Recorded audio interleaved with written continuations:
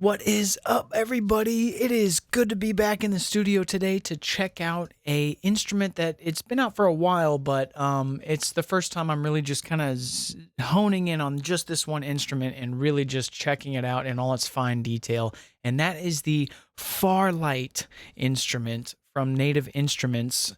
And this is it's a really awesome instrument because it's basically doing something that Reaktor's been doing for a really long time, and that's just taking samples and doing some granular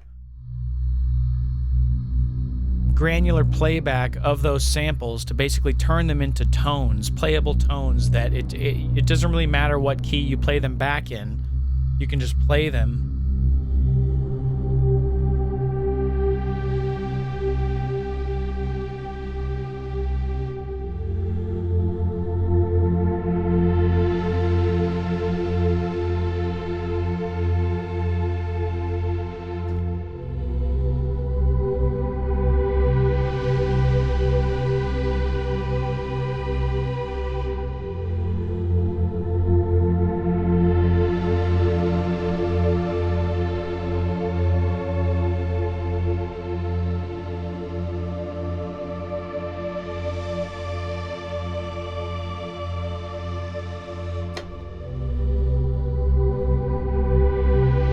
And it's really fun because basically you have all this control over, you know, what position these things are taking, as well as some of the filters, or just what these things control in general.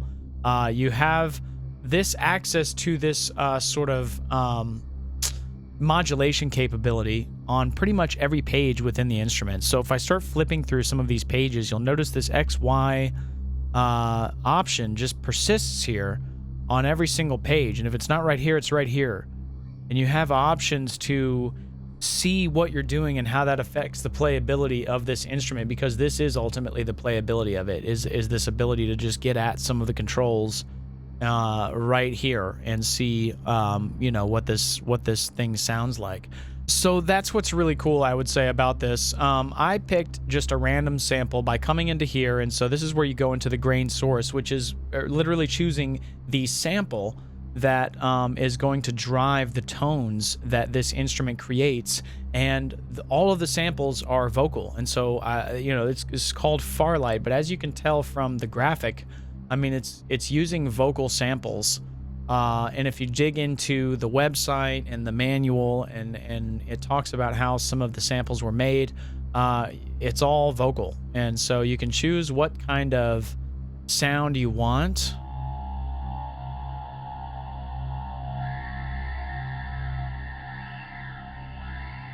And you can just make the coolest...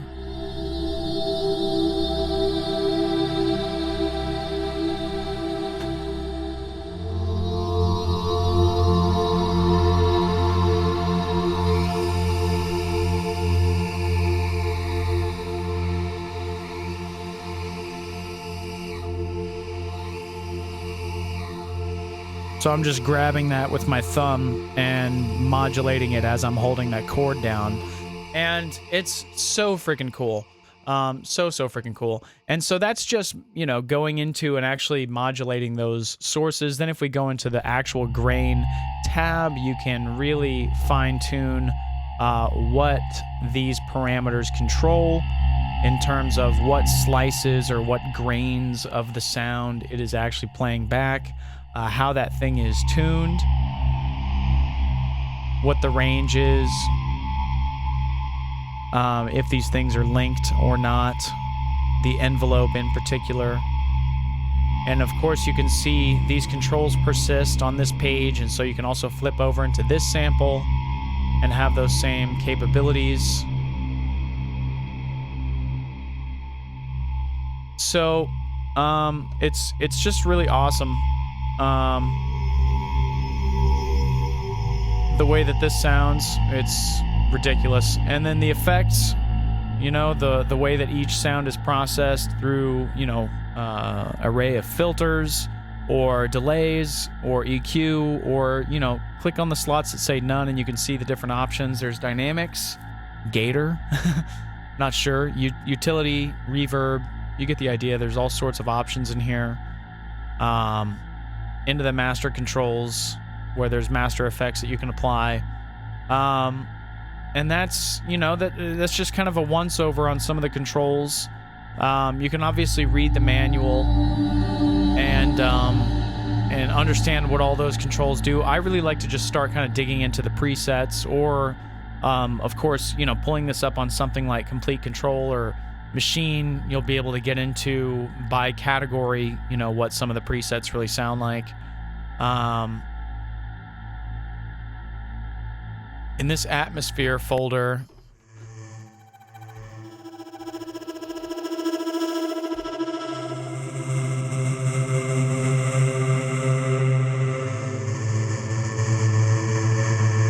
yep, definitely really cool.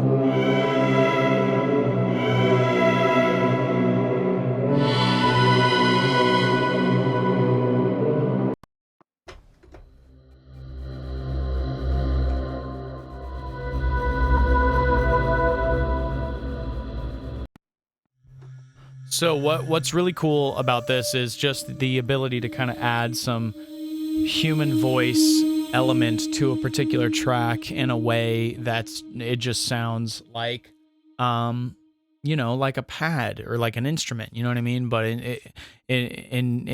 not just any instrument. It sounds like it's coming from the human voice, right? And so depending on context and what you use it for, it could be a rock song or an orchestral song, or it could be a rap song, whatever. If it is in tune with a particular, you know, melody that you're working with, it can really lend itself to that particular song or recording as like an effect or a transition or a backup vocal, you know, or anything like that, you know.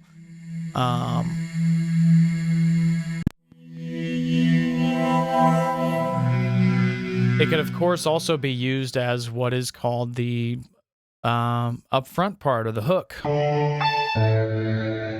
You know, these are supposed to be hook sort of sounds.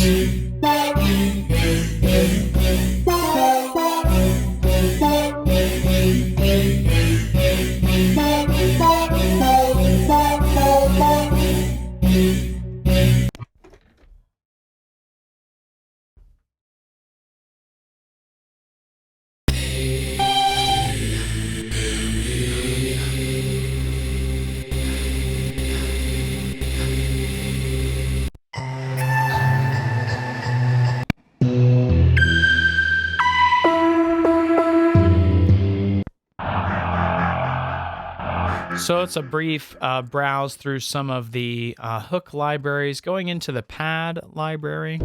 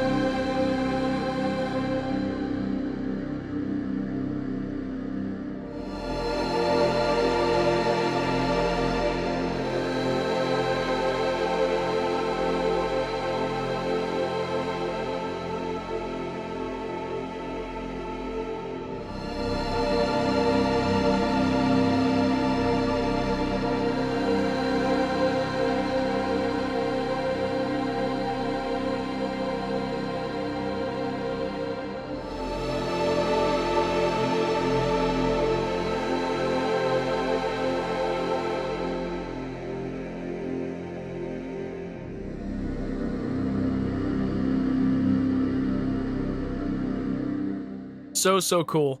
And I mean, the capabilities of this thing are just endless, because you can, of course, browse the metric ton of presets that they have. You can dig into an individual preset and start modulating what drives it, or what you know, what it comes from in terms of the various types of sounds, the pitch of it, or category, character.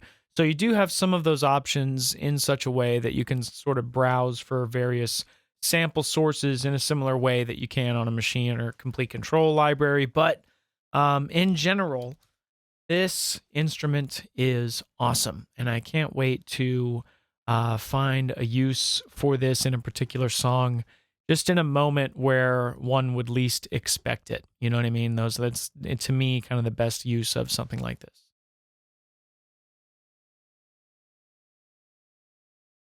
Until next time.